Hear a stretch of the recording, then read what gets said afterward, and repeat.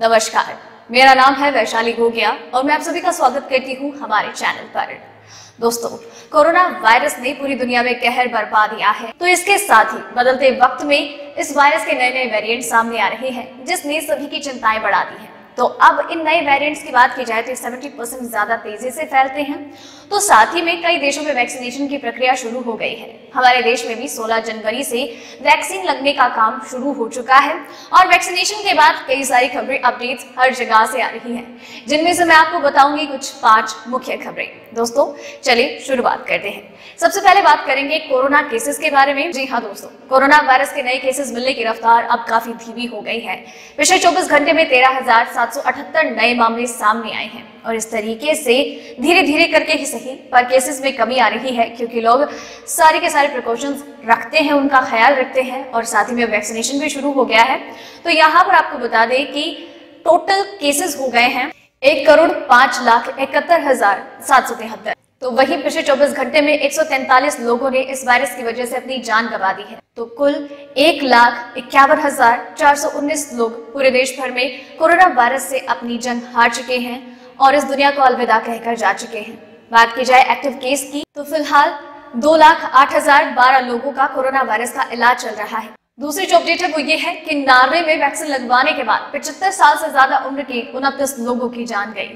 जी हाँ दोस्तों, जब से वैक्सीनेशन की शुरुआत हुई है, लगातार कई तरीके की खबरें सामने आ रही हैं। अब ऐसे में भी वैक्सीनेशन की शुरुआत हो चुकी है और यहाँ पर 25,000 से ज्यादा लोगों को वैक्सीन लगाई जा चुकी है, जिनमें 75 साल से ज्यादा उम्र के 29 लोगों ने अपनी जान गंवा दी है। और आपको बता दें कि जांच में इस बात का पता चला है कि इन 29 लोगों की जान वैक्सीन के रिएक्शन की वजह से हुई है। जी हाँ, दरअसल वैक्सीन लगवाने के बाद इन लोगों में अलग रिएक्शन दिखाई दिए, जो कि नॉर्मल है, जैसे कि उल्टी, बुखार होना, इंजेक्शन की जगह एलर्जी होना। इस तरीके की उन्हें परेशानियों का सामना करना पड़ा।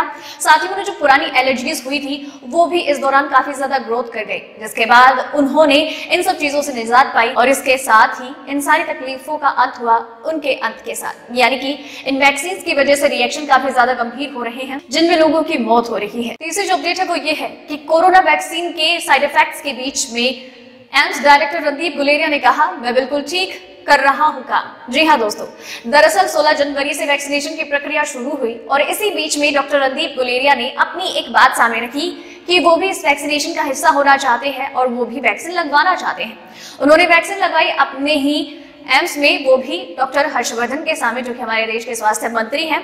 और उसके बाद उन्होंने अपना रिएक्शन सबके सामने रखा कि वो पूरी तरीके से सुरक्षित हैं, स्वस्थ हैं। इसी बीच में देश में साइड इफेक्ट्स की भी बात सामने आई और अब रणदीप गुलेरिया ने कहा है कि मुझे वैक्सीन की वजह से कोई साइड इफेक्ट नहीं है, मैं पूरी तरीके से सुरक्षित हूँ, स्वस्थ हूँ एंड इवन मैं काम कर रहा हूँ। मैंने आज सुबह ही एक मीटिंग अटेंड की है, तो वैक्सीन से डरने की कोई जरूरत नहीं है, ये हमें सुरक्षा प्रदान करेगी, तो इसे जरूर लगवाएं। कोरोना वैक्सीनेशन रजिस्ट्रेशन के लिए हो सकता है आरोग्य सेतु ऐप का इस्तेमाल, सरकार कर रही है प्लान। जी हाँ दोस्तों, दरअसल सरकार ने कहा था कि कोरोना वायरस वैक्सीनेशन आपको ऐसे ही नहीं होगा, आपको इसके लिए रजिस्ट्रेशन करवाना होगा और इसके लिए सरकार ने एक ऐप लॉन्च किया है जिसका नाम है कोविन ऐप, जिसमें वैक्सीनेशन से जुड़ी हर एक अपडेट आपको दी जाएगी। साथ ही में आपको ये भी बताया जाएगा कि आपको कब वैक्सीन लगवानी है और किस तरीके से आप रजिस्ट्रेशन करवा सकते हैं।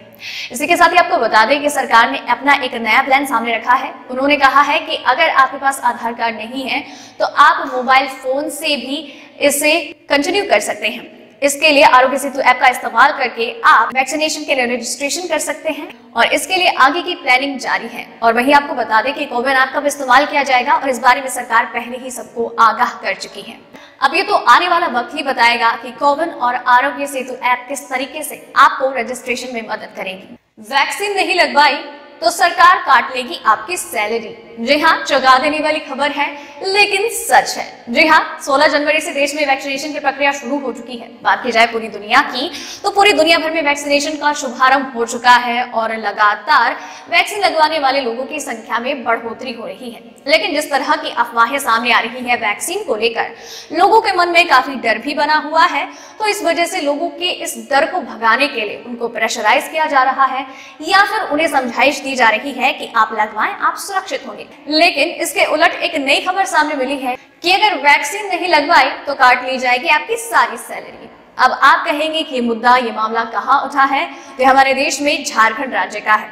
दरअसल स्वास्थ्य मंत्रालय की ओर से सरकारी कर्मचारियों को ये कहा गया है कि वैक्सीन लगवानी ही पड़ेगी। जब तक आप वैक्सीन नहीं लगवाएंगे आपको आपकी तनख्वाह नहीं मिलेगी, आपकी तनख्वाह रोक ली जाएगी, चाहे कितना भी बच लीजिए, कितना ही छुप लीजिए। जब वैक्सीन लगवाएंगे तभी आपको आपकी सैलरी मिलेगी। और जब इस बारे में सरकार को पता चला तो इस बारे में प्रॉपर एक्शन लिया गया और उन्हें इसके लिए कड़ाई और सख्ती दिखाई गई। और इसके बाद मंत्रालय ने अपनी ये जो बात कही थी, प्रेशराइज करने वाली बात कि आप वैक्सीन लगवाएं तो ही आपको पैसे मिलेंगे, आपकी सैलरी मिलेगी, उसको वापस लिया गया है, खारिज किया गया है। दोस्तों, आपको ये जानकारियां कैसी लगी हमें नीचे कमेंट सेक्शन में जरूर बताइएगा। आपके लिए इस तरीके से हर रात 8 बजे कोरोना वायरस और उसके वैक्सीनेशन से जुड़ी हर खबर में से 5 महत्वपूर्ण खबरें रोजाना बताएंगे। तो आप चैनल के साथ बने रहिए, चैनल को सब्सक्राइब कर लीजिए। धन्यवाद।